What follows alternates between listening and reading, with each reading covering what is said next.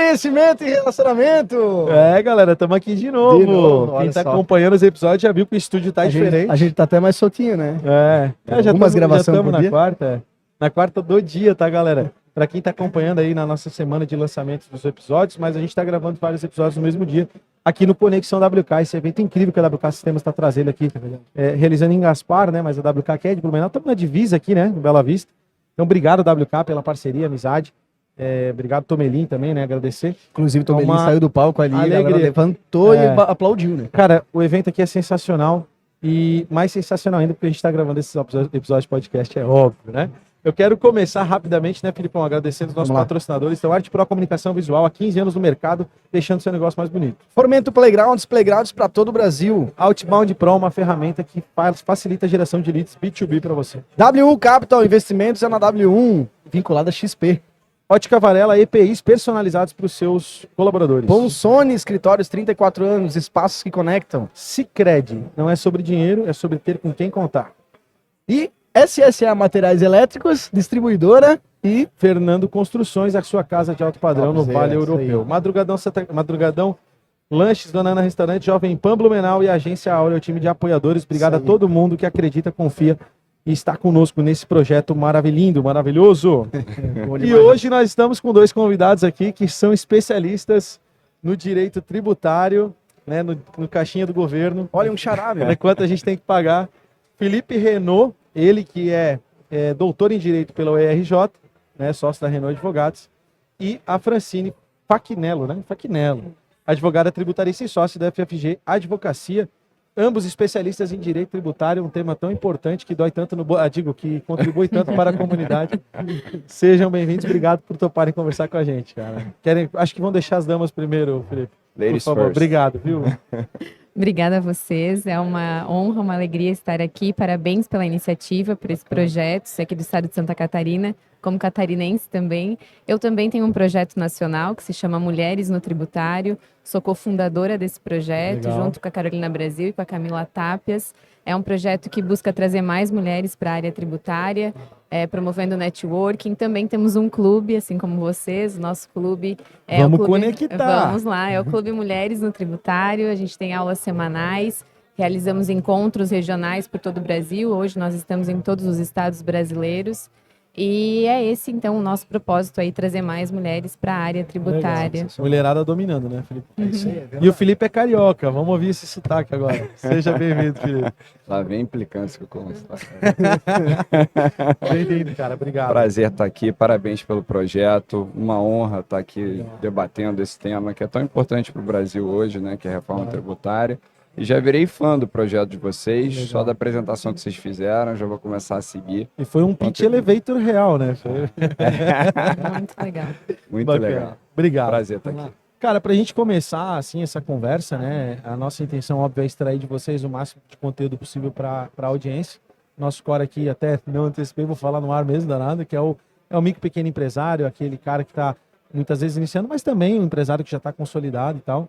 A gente já falou algumas vezes sobre esse tema, mas do tempo que a gente abordou esse tema até agora, tiveram alguns desdobramentos aí nas leis complementares, tá, aquele burburinho. Eu estava em Brasília na super semana econômica, tá? Aquela loucura de aprovação e tal, vamos empurrar essa reforma. Mas, João, a gente está aqui para atualizar, pessoal.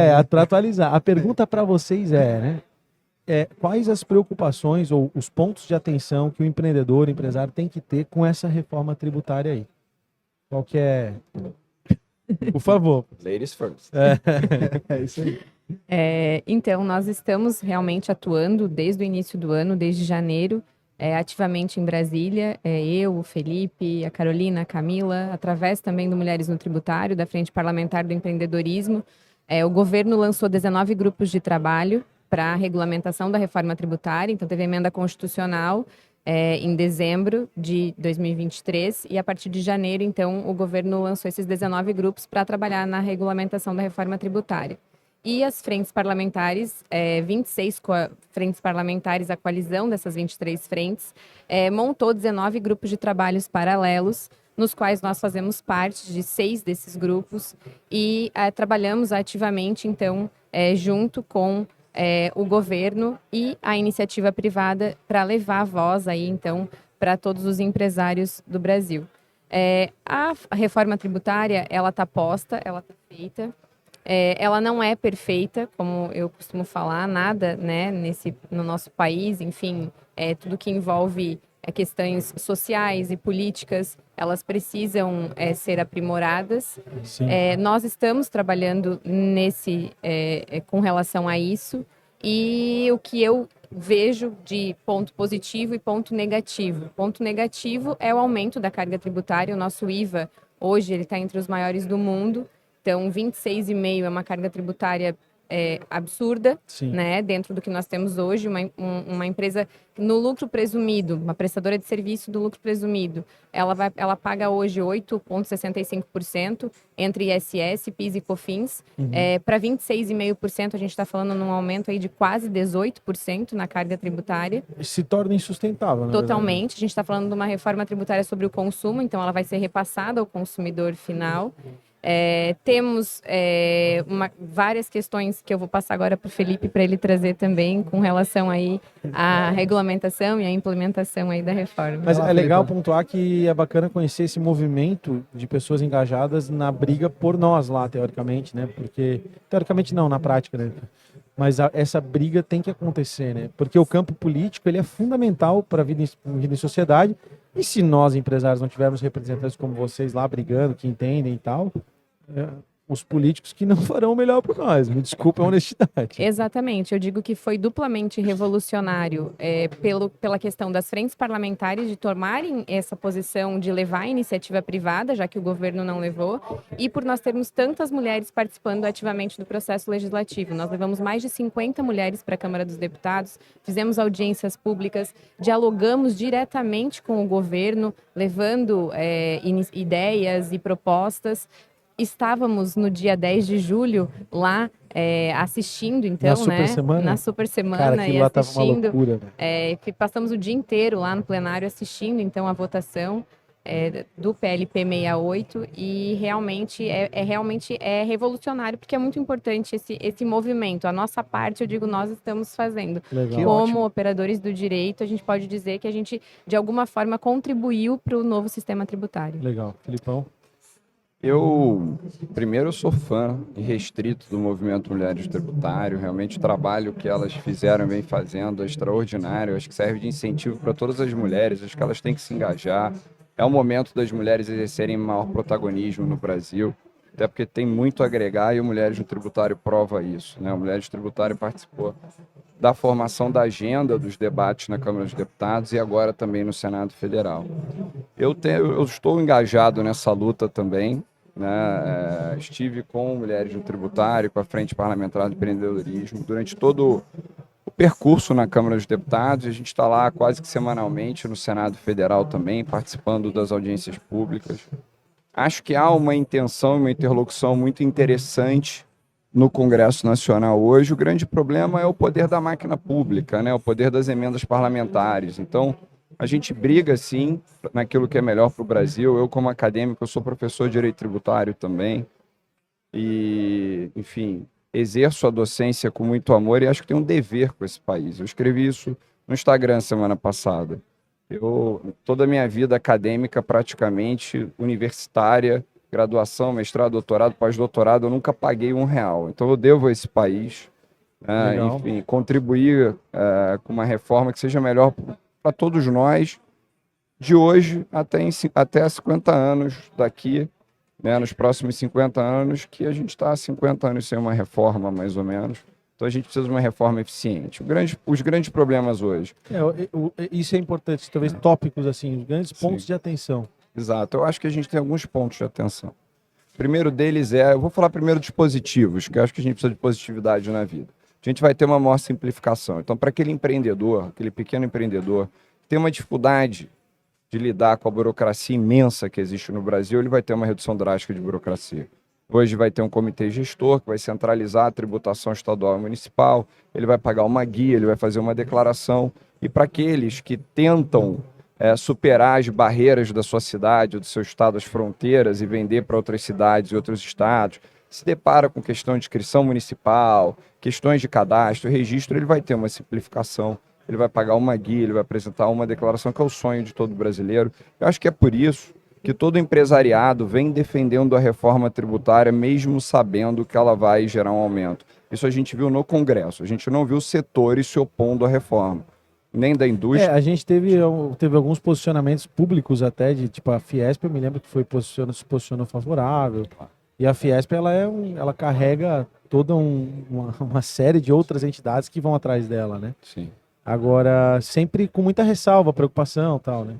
Com esse aumento desenfreado da carga. Né? Então, mas a simplificação ela vai ter. Também vai ter mais transparência. Hoje, aquele pequeno comerciante, o prestador de serviço, ele vai fixar o preço dele e o tributo se agrega, ou seja, vem por fora.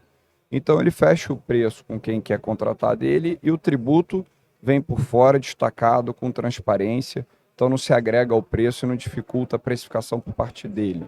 Eu acho que isso também é uma vantagem. A gente também parte para um sistema de não cumulatividade ampla. Então, toda essa briga histórica que a gente tem no Brasil do que é crédito, que gera crédito, pode ser deduzido, do que é insumo, isso tende, lembrando que está no nosso DNA, a beligerância, né, o contencioso, a briga, de ambos os lados, do contribuinte e do fisco, mas isso tende a se tornar melhor, né? Ou seja, um ambiente melhor em que você vai poder tomar mais crédito. Não está rindo porque você vê que ele não acredita na reforma. Não, assim, ó, eu não tenho opinião formada e eu também entendo, e aí vocês podem me corrigir.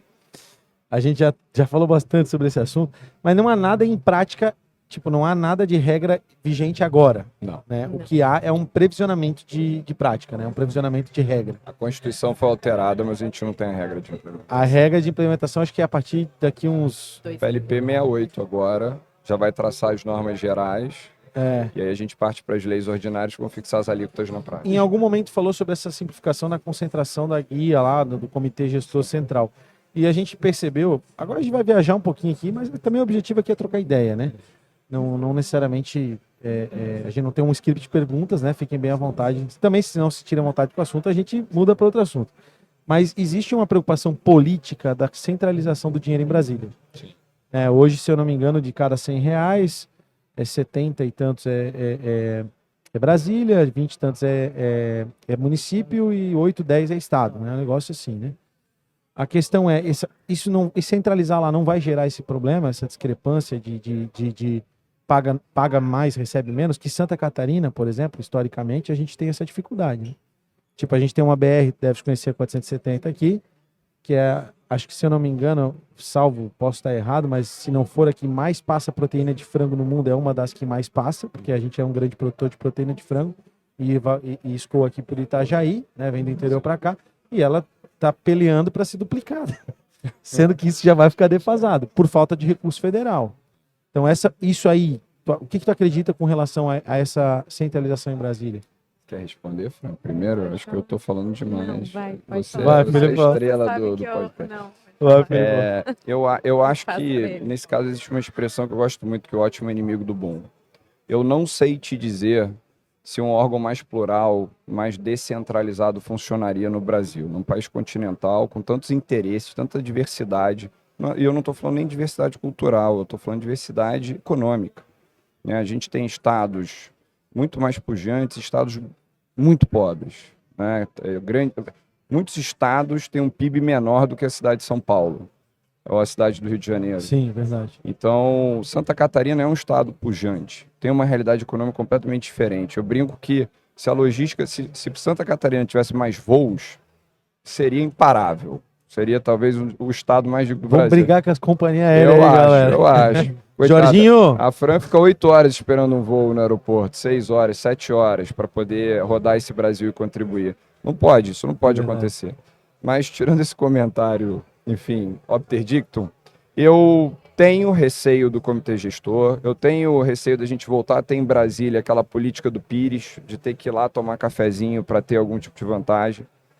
Mas eu acho também que o comitê gestor foi a solução possível nesse cenário para gerar essa simplificação, ter um órgão que concentre a arrecadação e a cobrança, um órgão que coordene a fiscalização, evitando que uma empresa sofra diversas fiscalizações ao mesmo tempo, um órgão que possa ficar responsável pelo julgamento dos litígios e fixar entendimento de forma, enfim, que a gente tenha um entendimento único no Brasil todo.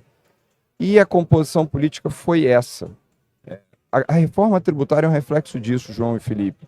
Eu acho que a própria opção que nós tivemos de um IVA dual é retrato do nosso federalismo brasileiro, que não conversa, que não se entende, né? Que um Estado não confia no outro e nenhum confia na União. Então a gente criou um IVA dual que só existia no Canadá e na Índia, ao invés da gente aderir a um modelo OCDE, que seria muito mais, me parece, direcionado ao que se pretendeu, que é um alinhamento internacional. A gente optou por um modelo que 2 países têm, ao invés de a gente optar por um modelo que 170 países têm.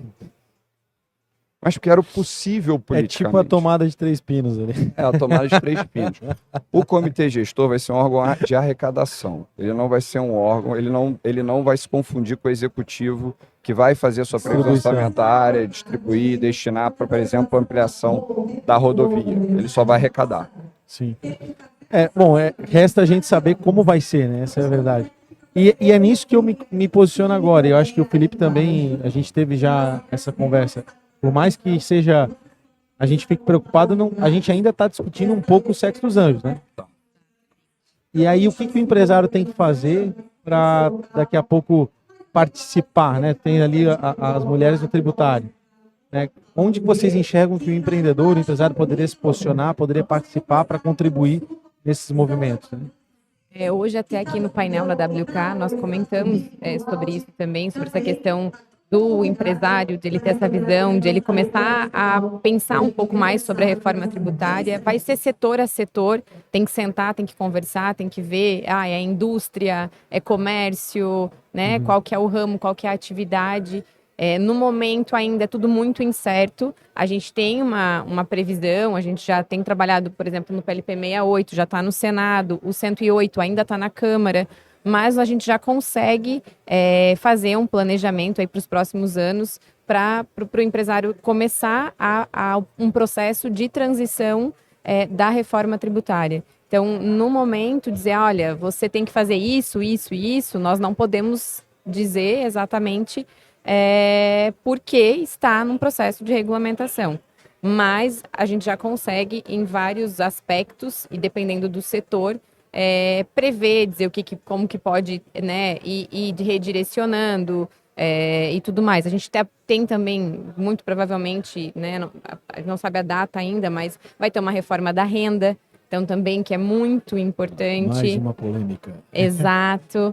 E que já está prevista. Então, ela já está pautada ou não? Não, ainda não. Ela se inicia quando acaba do consumo, exato. Fran, tem algum setor que pode ser mais afetado? Indústria, comércio? Então, com relação à indústria, tanto que o setor industrial ele se movimentou ali na Câmara dos Deputados, mas com relação à parte até que o Felipe falou da geração de créditos, a indústria ela vai ser beneficiada com a reforma na maior parte foi o grande dos objetivo, pontos, né, eu acho, né? Sim. Que o país precisa se industrializar. Exato.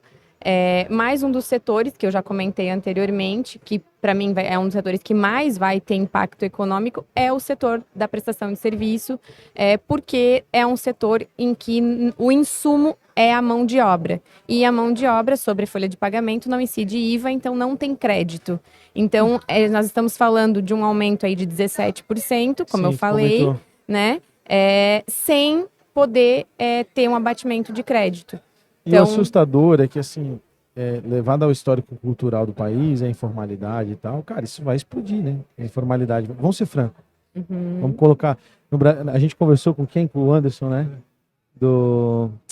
Da GoNew. Ele falou assim que no Brasil é difícil ter conversas difíceis, né? E é verdade, né? A gente é um povo muito acolhedor, muito do bem, muito de boa, e a gente tem dificuldade de ter conversa difícil. Mas fazendo uma conversa difícil aqui, cara, o empresário vai sonegar, o prestador de serviço vai sonegar, né? Tem alguma dúvida, né, por parte de vocês? Isso, o governo não consegue enxergar isso? Tipo, é complexo, né, cara? Ou melhor, tem alguma estratégia prática, né, para se adaptar a essa nova realidade? Tem alguma coisa de gestão tributária que o seu prestador de serviço poderia se preocupar? Eu acho que nesse período, primeiro, a indústria que financiou essa reforma. Para o projeto da PEC 45, a indústria foi a grande patrocinadora lá no CECIF, na Fundação Getúlio Vargas. E há quem diga que há uma dívida histórica com a indústria que pagou a maior carga até hoje. O problema é, eu acho que... De fato, se olhar Sim. historicamente, é isso mesmo. Agora, não por isso a gente tem que onerar tanto os demais setores. Então, hoje, João, respondendo a sua provocação para a Fran, eu acho que a primeira coisa que o empresário tem que fazer é pressionar o seu parlamentar. Primeiro, por que dessa alíquota? Porque até agora o governo não justificou a alíquota.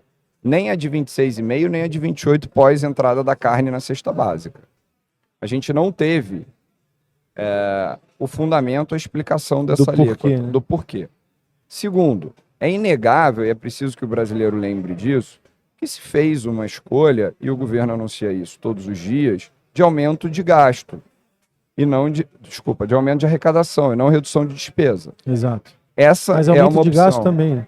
Não, o aumento de gasto também, ou seja, é aumento de receita para aumentar o gasto sem reduzir sem reduzir a despesa. Se quer aumentar o gasto, não reduzir a despesa, Claro. é óbvio.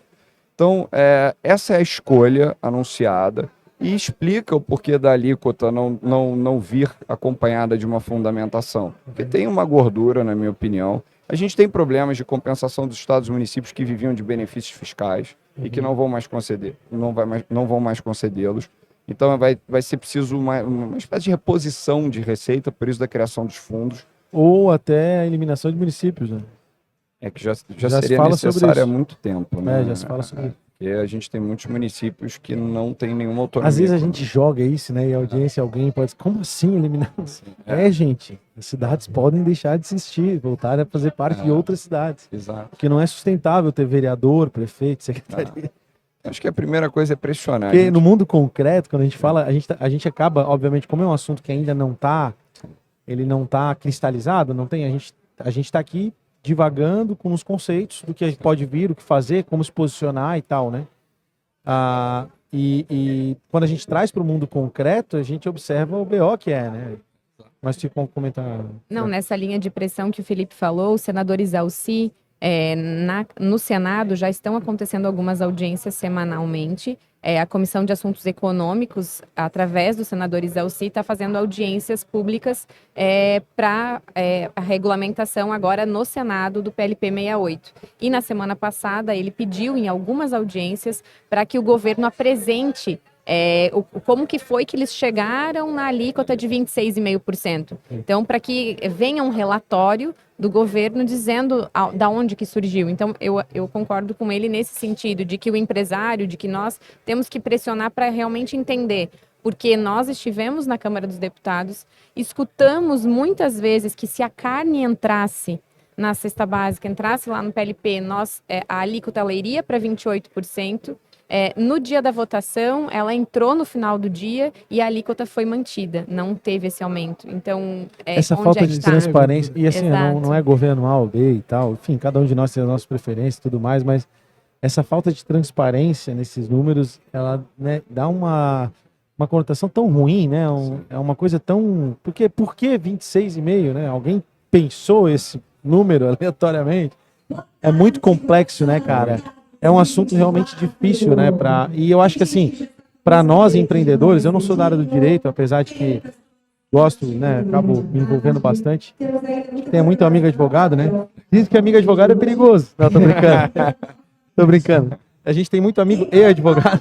Amigo e advogado. Mas brincadeiras à parte, né? Realmente é difícil para o empresário muitas vezes entender, né? E aí a pergunta que eu faço para a gente pivotar um pouquinho, a reforma já falamos bastante, como que o trabalho de um especialista como vocês pode contribuir no dia a dia empresarial, né? No dia a dia de um empreendedor? Eu digo assim, porque a gente sabe que existe sim a tão falada gestão tributária, né? A questão das práticas que são absolutamente legais e ilícitas, né? Para que você possa economizar com impostos. Então, como é que o empresário, quando que o empresário deveria procurar vocês, né? Quando vocês pegam um novo cliente, por exemplo, qual é o maior BO que esse cliente tem? O que esse cliente deixou de fazer para procurar vocês? Entendeu? Acho que é por aí, assim. Eu sempre falo para os meus clientes que a área tributária ela é o coração da empresa. ela é aonde está diretamente ligado o fluxo de caixa, a parte econômica e financeira com o direito tributário, com o pagamento de tributos. Então, se ele olha para o setor financeiro dele, se ele tem um setor específico de financeiro, por que ele não tem um setor que cuide da parte tributária? Porque realmente no andar, eu tenho uma contabilidade. Sim, a contabilidade é extremamente importante. Eu sou uma pessoa que sou fã dos contadores, como advogada tributarista, trabalhei diretamente dentro do setor fiscal, entendo a importância do contador, mas é um trabalho em conjunto de contabilidade e advogado. Quem vai ter um entendimento para dizer se é preciso buscar uma via judicial para garantir o direito a um determinado crédito, vai ser o advogado. Então, eu sou muito a favor do preventivo, eu incentivo muito que as empresas busquem um consultivo tributário para uma análise preventiva para evitar a judicialização. A gente vive num momento muito grande de insegurança jurídica em que a gente não sabe qual vai ser o posicionamento do Supremo Tribunal Federal, do Superior Tribunal de Justiça, com decisões políticas, com modulação de efeitos nos quais os nossos clientes ajuizam um pedido e depois eles lá daqui 5, 6, 7 anos, essa ação, eles não podem fazer proveito desse crédito, desse benefício, enfim. Então, o meu posicionamento como advogada normalmente é de que não me não venham nos procurar quando já tiver um BO. Quando a água bater na bunda. Exato. Quando o fiscal bateu na porta da empresa. Exato, mas é o que acontece, né? mais acontece. É o que mais acontece.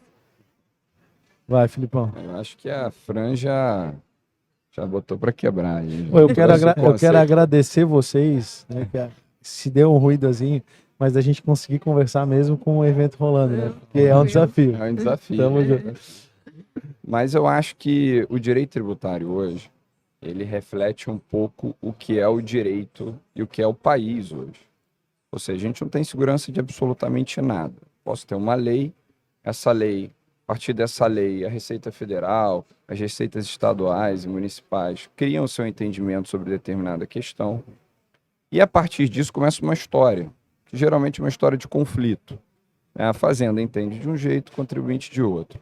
Então, até aquele empresário que ele paga o tributo em dia, que ele acha que faz tudo correto, ele precisa, me parece, procurar um advogado tributarista para ontem, para saber se aquela postura dele traz algum tipo de risco. Porque, como disse Pedro Malan, quando era ministro da Economia, na época da Fazenda, no Brasil nem o passado é certo. E é verdade. Então você tem 5 anos de exposição ao Olha fisco. que as agências de checagem... Que ele interpreta e reinterpreta aquilo que já foi feito, ou seja, ele está olhando o passado, eventualmente o fiscal pode te autuar por conta disso. Então eu acho que o trabalho do advogado tributarista é um trabalho de aferição de risco inicial. Primeiro ele afere o risco, com base nos hard cases, nos casos concretos, que estão sendo julgados agora pelos tribunais administrativos judiciais, ele verifica, ele identifica se há algum risco naquela tua operação. Uhum. Depois disso, você também tem a fase contenciosa. Aconteceu de ter um auto de infração, aconteceu de ter um débito que você não esperava, precisa analisar, né, como os tribunais vêm também entendendo e se aquele débito ele de fato era devido ou não. E essa é a vida do tributarista. Só tem um alerta a fazer, que é um alerta que eu acho que é bem importante para o empresário. Me parece que o profissional da área tributária que se tem mais contato hoje, o empresário normal, é com o vendedor de tese tributária, de crédito. Venho aqui recuperar crédito. A recuperação de crédito é um trabalho que, se feito de forma séria, dá resultados muito positivos. Isso é uma prática que já virou, já tem uma indústria disso aí. Tem uma indústria. Mas tem que tomar cuidado. Tem que tomar cuidado, porque se você recupera o crédito de forma equivocada, ou sequer é crédito, ou esse crédito é baseado em uma tese que não está escorada em decisões, não tem jurisprudência pacífica, tranquila, o que vai acontecer você vai dever 2 ou 3 vezes aquele crédito que você recuperou. Então tem que ter uma certa responsabilidade. O meu conselho é estude, verifique. Se você confia muito no profissional, ok, quem sou eu aqui para dizer? Mas tenha cuidado. não é como na medicina, né? Não dá para abraçar qualquer coisa, né? A gente precisa, eventualmente, saber o que está fazendo. Então, tenha um cuidado só com essa, como você falou, essa indústria de recuperação de crédito, me preocupa um pouco, porque aí sim o BO chega lá no escritório, quanto de uma recuperação indevida, o problema triplicou e aí para resolver é mais difícil. Fez uma comparação ali com o médico, né? Na preocupação, eu me lembrei dos robôs médicos, que a gente conversou na outra entrevista. E aí veio a pergunta, né? A gente está no evento de tecnologia, né? Aliás, empreendedorismo, tecnologia, inovação, né? Aliás, um baita evento, né? E a pergunta é, né? O que a inteligência artificial, o desenvolvimento da tecnologia, tem contribuído no trabalho de vocês? Dessas ações contenciosas, dessa, como tu colocou, acho que ação preventiva, né? E também, obviamente, numa análise de planejamento. Vocês têm utilizado essa ferramenta? Até compartilhar que um dos primeiros robôs assim que eu conheci foi um robozinho, um chat lá que trabalhava num escritório de advocacia respondendo processo de banco. Não tinha um esquema desse dos robozinhos? Cara, tô falando lá de 2016, sei lá, por aí. A gente fala 2016, assim, não fosse muito tempo atrás, né? Mas parece. Né? Sim. Mas então, vocês têm utilizado a tecnologia? Ela tem sido uma aliada no processo de vocês? Sim. Eu tô olhando para ela porque a gente tá sempre assim, né? Começa ali. Eu também prefiro olhar para ela. Tá bom. que para vocês. Por favor, Fran. Sim, eu falo que eu sou uma entusiasta da tecnologia, principalmente aplicando dentro do escritório e dentro do andamento, né, que a gente pode levar para o nosso cliente. A tecnologia, ela está em tudo. É exatamente isso. A gente está num evento de tecnologia. Só não no governo, parece. Desculpa. Vou falar sobre isso, pior que tá. Eu ia falar. Desculpa. Também vou deixar. Para fiscalizar. Eu vou deixar o Felipe falar. Mas sim, hoje nós temos muitas ferramentas aí que facilitam o nosso trabalho, facilitam até o feedback que a gente tem que dar para o nosso cliente. Como em tudo, precisa ter cuidado. Assim como o Felipe falou dessa indústria da recuperação de crédito, nós também temos que ter cuidado com o uso, até onde, né? Eu falo assim que o mais difícil é encontrar um limite, sabe? De até onde a tecnologia ela te auxilia e a partir da onde ela passa a ser uma ameaça para o teu trabalho, ela passa a ser usada contra você. Então, hoje no direito, os escritórios, quem não está adepto ou quem não tem tecnologia já está ultrapassado, né? A gente pode falar isso, porque ela já faz parte do nosso dia a dia, da busca por um andamento processual, da busca por uma jurisprudência, do levar o conhecimento mais rápido ao cliente de como está o andamento processual. Enfim, ela é uma ferramenta muito importante para nós, operadores do direito. Ainda mais vocês que escrevem muito, né? Então, você pode criar rotinas onde a inteligência artificial ajuda, sei lá, deve ter um prompt lá, ó, cláusula XPTO, produzir cláusula XPTO para o contrato XPTO, ela deve fazer isso, né? Não estou dizendo que substitui um advogado, mas... Tópicos de repetição. Exato. É importante dizer, João e Felipe, que a Procuradoria da Fazenda Nacional anunciou que a partir de novembro vai utilizar um sistema de inteligência artificial que vai comparar as petições dos advogados em um caso com as petições dos demais casos que ele patrocina, para ver se ele está defendendo a mesma coisa, quais são os fundamentos, os argumentos, quais são os tópicos de defesa com relação a determinadas matérias. A inteligência artificial já de longa data vem sendo utilizada no judiciário, até com algumas polêmicas, né? Não só aqui no Brasil, mas fora do Brasil, porque a inteligência artificial vai no Big Data, pega dados e esses dados podem ser tendenciosos, enviesados. Mas fato é que hoje o Supremo Tribunal Federal vem usando inteligência artificial. O CARF fechou, o CARF, que é o Conselho Administrativo de Recursos Fiscais, quem julga as autuações da Receita Federal em último grau, vem utilizando, já contratou o sistema de inteligência artificial, os tribunais estaduais vêm contratando, diversos já contrataram sistemas de inteligência artificial, seja para admissibilidade de recursos para tribunais superiores, mas para fazer isso que você falou, João, de olhar uma determinada matéria e já construir uma decisão com base na jurisprudência do tribunal. Então, hoje, o advogado, ele precisa, urgentemente, senão ele vai estar atrás de todo mundo. Cara, tu fez um boom na minha cabeça, brother. Foi. Porque um dos maiores problemas da lentidão da justiça é a leitura de processo por parte dos juízes. Sim. Quer dizer, juiz não, dos assessores, né? Desculpa, pode ter muito juiz que lê, né? Mas óbvio que a gente sabe que é um trabalho de assessoria deles que faz muita boa parte das teses. Então, pô, e tem muito processo que é 800 páginas, 1000 páginas, e é isso que gera lentidão da justiça. Eu tô certo? Eu não sei se é uma verdade essa, mas eu imagino que seja. A inteligência artificial vai poder resumir isso tudo, né? Vai. A inteligência artificial vai poder resumir com base na análise das principais peças processuais. É claro que não vai substituir o olhar humano na análise fática, Claro. prova, etc. Isso que você falou não é nem um pouco ofensivo, João. O acervo processual de um juiz hoje é desumano em qualquer tribunal. O Brasil, por conta desse DNA de beligerância, de litigiosidade, por conta desse nosso ímpeto de tudo ir ao judiciário, Eu vou te processar. Exato. E o acúmulo de competências, hoje não tem como. Você pegar do juiz de primeira instância estadual até o ministro supremo, todo mundo tem milhares de processos para julgar. Então não tem como. Ele vai precisar da assessoria, ele vai precisar da inteligência artificial e talvez falte mais alguma coisa. É desumano e não é ofensivo. Pelo contrário, acho que qualquer juiz estaria aqui falando o que a gente está falando e falando, pelo amor de Deus, alguém viabilize a prestação jurisdicional, porque eu tenho certeza que ele quer abrir um processo, lê-lo com calma, julgá-lo com calma e com velocidade, porque justiça que tarda não é justiça. Né? O que demora muito, talvez já não consiga solucionar Reparar o problema, o dano. reparar aquele dano. E esse já é um entendimento, você falou da própria Procuradoria, a doutora Nelise, a Procuradora-Geral da Fazenda Nacional, ela falou no último evento da Concarf itinerante lá em São Paulo, na PUC São Paulo, que não há vencedores num litígio que se prolonga.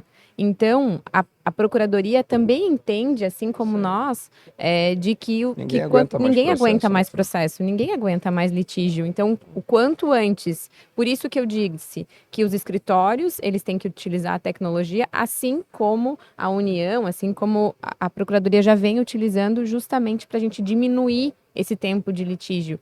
Porque ninguém sai vencedor. É um gasto gigantesco para ambos os lados. Para o contribuinte e para a Procuradoria não E danos existe. que não se reparam mais. Exato. Né? Tem gente, sei lá, não vou lembrar nenhum caso específico agora, mas o cara esperando Tem uma muitos decisão casos, né? de um litígio que, sei lá, mutilou uma perna. Isso. Passou uma vida mendigando porque precisava de um recurso que estava em processo, levou 30 anos para receber e pronto, a vida do cara acabou, não tem mais o que discutir, né? Tem Exato. casos de pessoas que morrem esperando uma decisão, né? Exato. E não são poucos, né? Exatamente. É interessante pensar que a tecnologia possa suprimir e muito, né, esse processo burocrático de jurídico, né? E a questão da privatização da justiça.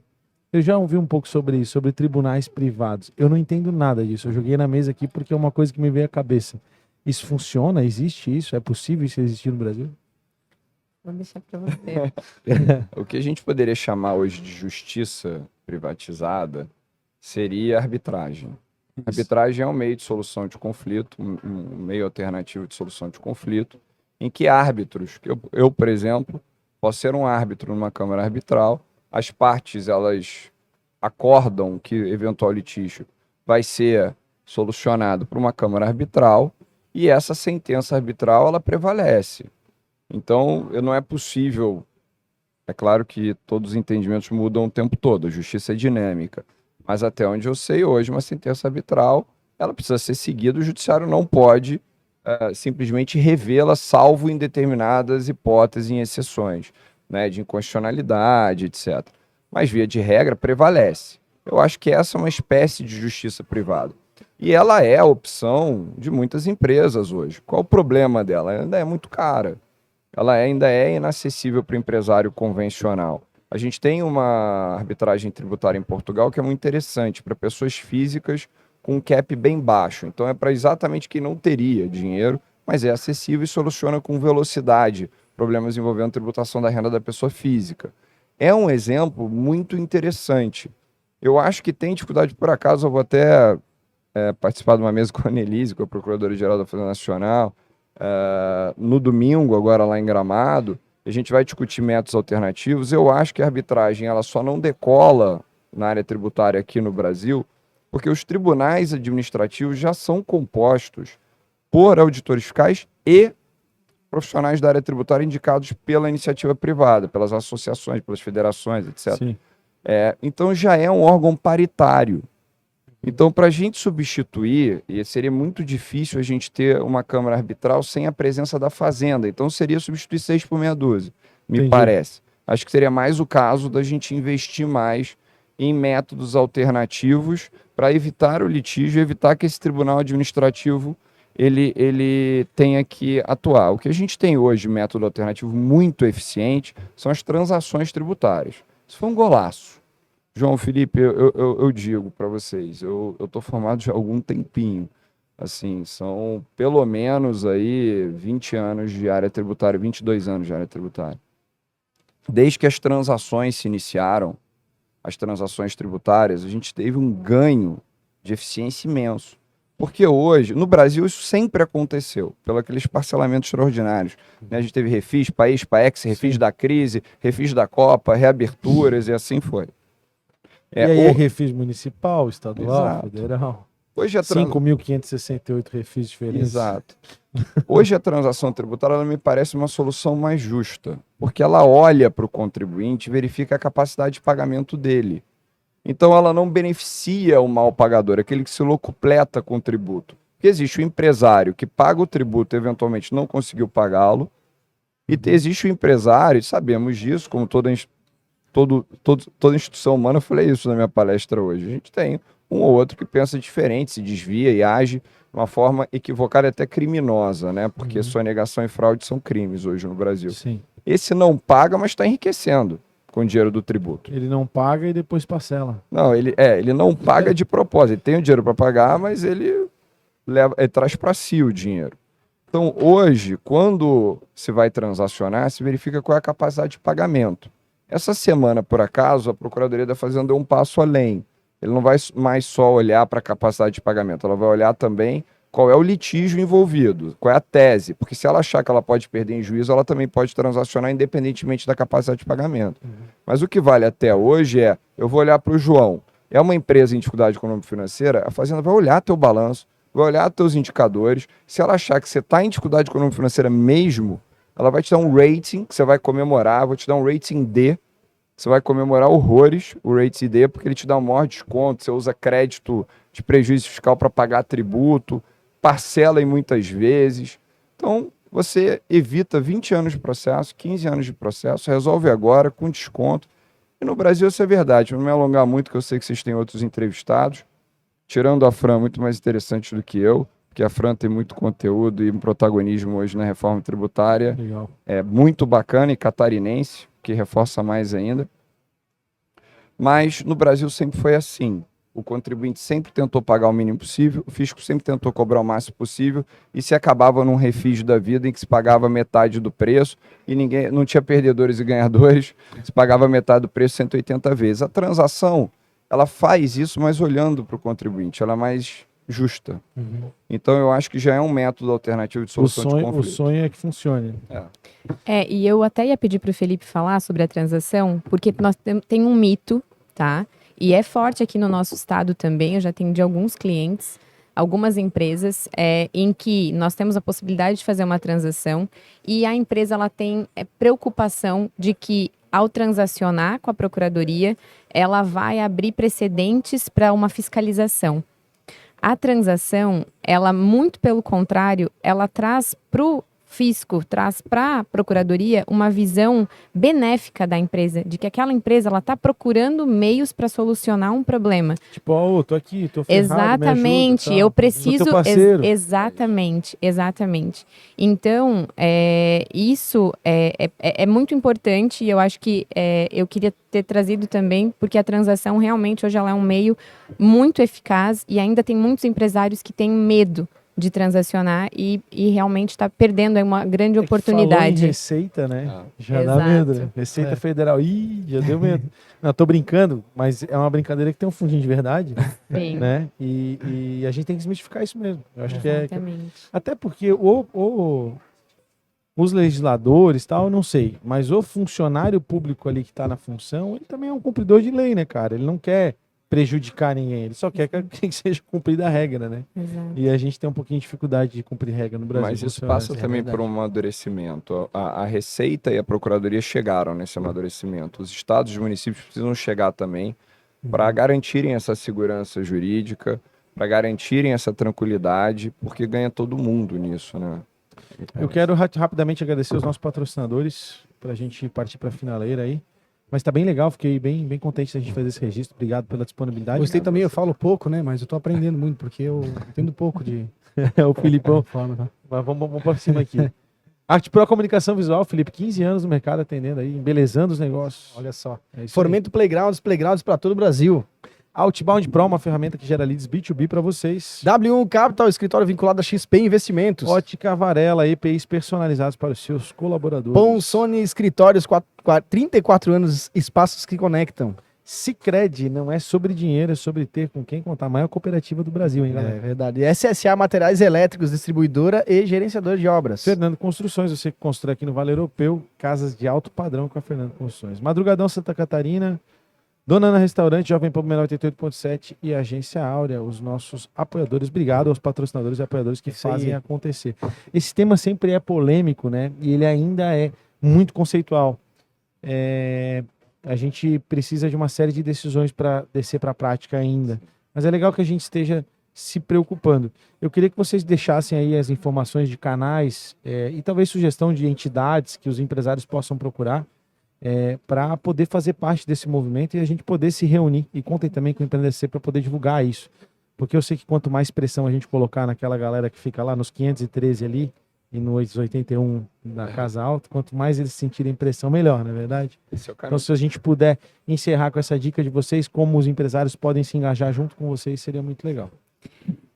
Primeiramente, quero agradecer, parabenizar vocês mais uma vez. Obrigado, Estou saindo encantada, adorei o projeto. Desejo aí vida longa, Amém. né? Vou passar o meu arroba, o arroba Francine Fachinello, é o meu perfil pessoal. Tem o arroba do Mulheres no Tributário. Nos sigam, é Tem uma super amiga minha já para indicar aí, importante. advogada. Tem advogadas, tem contadoras, tem CEOs, CFOs, pessoal que trabalha aí na parte fiscal de empresa. Então, ele não é só para advogados, é realmente para trazer mais mulheres aí para a área tributária. E o apoio dos homens, o Felipe é um dos homens que apoiam aí o movimento, para a gente também é muito importante. Legal. Obrigada mais uma Valeu. vez. Filipão. Queria agradecer muito a oportunidade. Também saio daqui fã do projeto, do Empreenda SC. Obrigado. Com certeza vou seguir acompanhar vocês, 2 craques aí da comunicação. Obrigado. Meu perfil no Instagram é renault.felipe. No LinkedIn é Felipe Kertes Renault. Se digitar Felipe Renault, se achar Vai um achar. que tem um nome difícil no meio, é esse. Boa. E eu acho, João, que você deu o caminho, pressionar os parlamentares. A verdade é que o governo o tempo todo jogou com uma pressão de que, olha, minha alíquota está aqui, se você mexer em qualquer coisa do meu projeto vai aumentar a alíquota, a responsabilidade é sua. O peso é seu. A responsabilidade social, política é sua. Taxar de Mas não volta. explicou isso em nada. Então eu acho que os parlamentares têm que pressionar e eles só vão pressionar se nós pressionarmos. Esse é o caminho. Muito obrigado. Como a bom, Francine cara. disse, vida longa e muito sucesso para vocês. Obrigado. Sensacional. Felipe, Francine, foi uma honra. Mais uma vez, lembrar vocês que estamos aqui no Conexão WK, agradecer a WK por nos proporcionar, né, Filipão? É isso aí, cara. Mais episódio para conta, É isso aí. né? Deixa eu agradecer, a gente Bom. sempre agradece no ar. Filipão, obrigado. Francine, Filipão. brigadão. Filipão, xará. Tá. Xará. Valeu. Cara, você que está aí conosco, se inscreve no canal, ativa o sininho, compartilha esse conteúdo com seus amigos para que eles também possam ter acesso. Muito obrigado pela sua audiência. No empreendasc.com.br você encontra muito conteúdo para desenvolvimento pessoal e profissional. Eu sou o @JP Taumaturgo E eu, @sou Felipe Rangel. e esse foi mais um Empreender SC Cast para Valeu. vocês. Valeu!